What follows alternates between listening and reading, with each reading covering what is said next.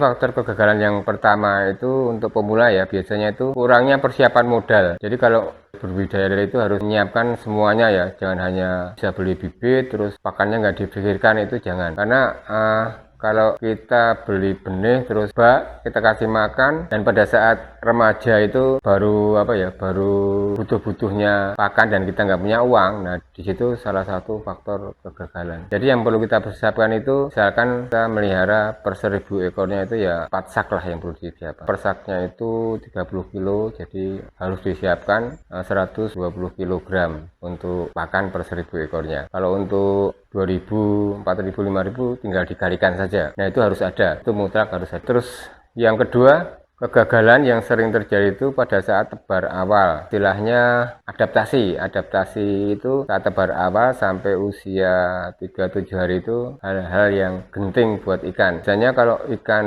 itu dipindah dari kolam pembreeder terus pindah ke kolam petani pembesaran, itu mengalami stres karena ada perpindahan lokasi dan perpindahan kolam. Dan itu harus dijaga banget, jangan sampai pada mati. Hal-hal yang paling sering mengganggu itu kalau habis tebar terus turun hujan. Nah, itu biasanya agak trouble di benih. Kecuali kalau benih-benih yang mau sehat ya, itu nggak ada masalah. Yang perlu dilakukan itu kalau kita nebar awal itu jangan, misalkan hari ini kita tebar itu jangan nanti sore langsung dikasih makan, nggak boleh. Paling tidak itu 1 hari lah, 24 jam lah. Misalkan sekarang tebar ya, ngasih makannya paling awal tuh besok sore. Itu salah satu trik untuk menjaga agar lele itu tidak mati. Kemudian kegagalan ketiga itu salah cara pemilihan benih. Jadi benih yang bagus itu yang kita perlukan. Benih yang bagus itu yang seperti apa? Itu dari strain yang bagus, terus dari pembreeder yang amanah, yang istilahnya ikan yang bisa ladeni lah kalau di tempat kita itu. Jangan hanya nyari asal benih yang nantinya kita akan menyesal di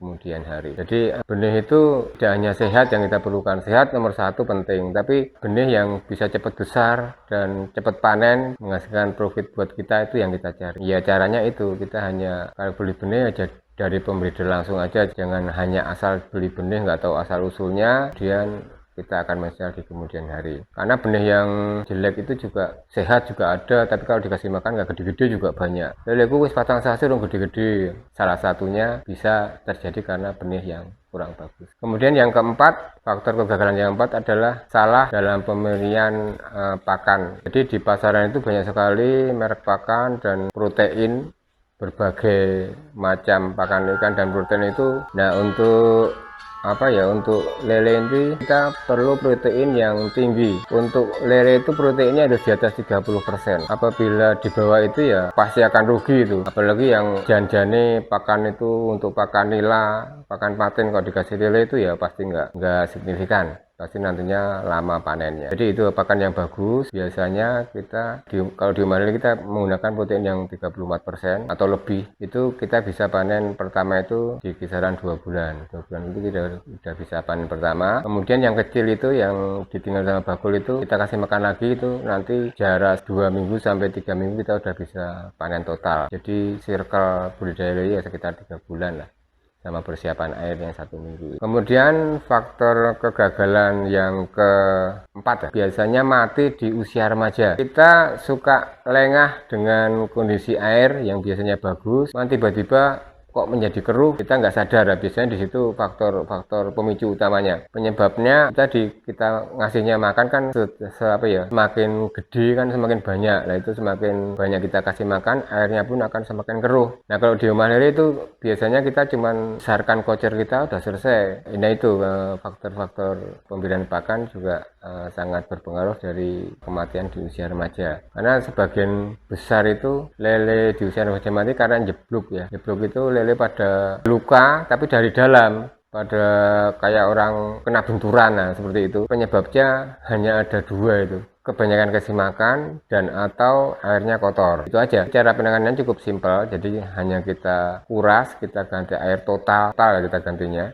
Terus yang pada cacat-cacat yang bonyok-bonyok itu kita ambil, kemudian kita isi air lagi dan kita puasakan. Biasanya 2-3 hari udah normal lagi. Kemudian untuk faktor kerugian yang keenam itu terletak pada masalah penjualan. Jadi kalau kita mau jual lele itu ya kita lihat-lihat bakulnya, karena banyak kan bakul yang suka istilahnya ngakarin timbangan atau nyolong timbangan, terus harganya yang suka nggak sesuai dengan apa ya, dengan harga pasar. Nah, seenaknya dia. Makanya sebelum kita transaksi sama bakul yang mau beli ikan kita tuh harus ini dulu, buat kesepakatan dulu sama si bakul itu. Jadi harganya berapa kita harus sepakat, cara nimbangnya bagaimana kita harus sepakat, angetan timbangannya harus berapa kita harus sepakat dulu. Kalau semuanya udah sepakat, insya Allah enak lah, kita juga enak, bakulnya juga enak. Dan sekarang juga ditanyakan bayarnya bagaimana, cash atau tempo atau bagaimana. Jadi semuanya itu tolong ditanyakan sebelum kita transaksi, sebelum kita apa istilahnya lele kita dijual. Jadi lele masih di kolam, masih istilahnya belum diapa-apain, itu kita tanyakan dulu. Kalau istilahnya udah sepakat baru dibuka. Sebelum ada kata sepakat jangan. Jadi nanti kita biasanya apa ya, kita ada ganjelan, itu paling nggak enak.